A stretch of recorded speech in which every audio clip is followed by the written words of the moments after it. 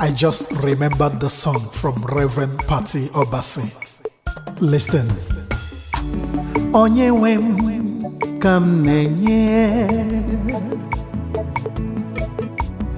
ya kam nenye dumlile, enyi helile mwere, no bohakaya. Ebodoro manyani hojire kwam, bokam soro uwe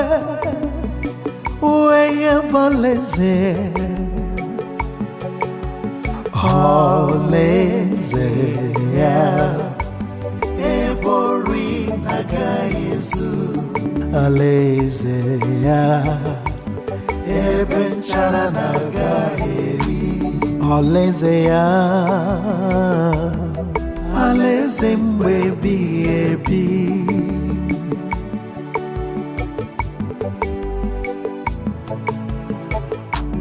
onye wai do were, ọgbakọ ndị nsọ niile, kwekọlụli na iroro. Ka ọ guzo n'iru gị,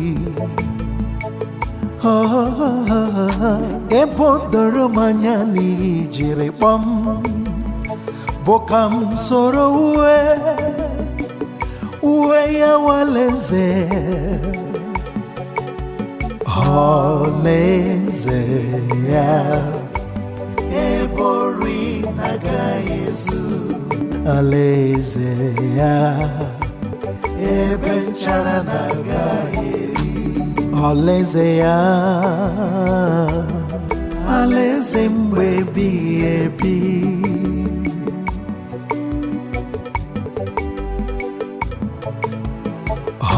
ALAEZE ya, ebori naga Yesu, ALAEZE ya, ebenchara naga eri, ALAEZE ya,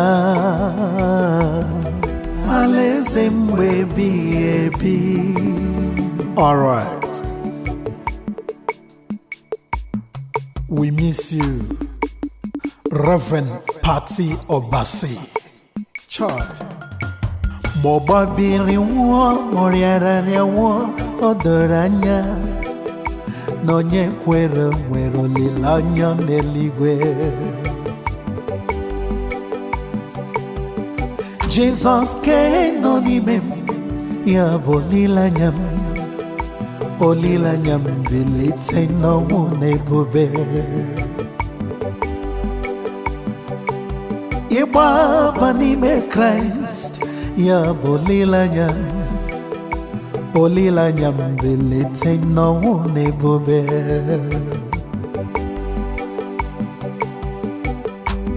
Onye kwere kwa wonyewo, ohigura monoro pike oge bilita, oge biline we rabona. Onye kwere kwa wonyewo, hichanya miri no wabuhe gugu, Kanere hura di hefilita, owo biho mimi, onye kere ndo ya kere o. Mobabiri wo moriararia wo odoranya, nonye kwere mwero lilanyo neligwe. Jesus ke nonimem ya bolilanyam, olilanyam belite no nebube. Iba banime Christ ya bolilanya, olileanya mbelite n'ọnwụ na ebube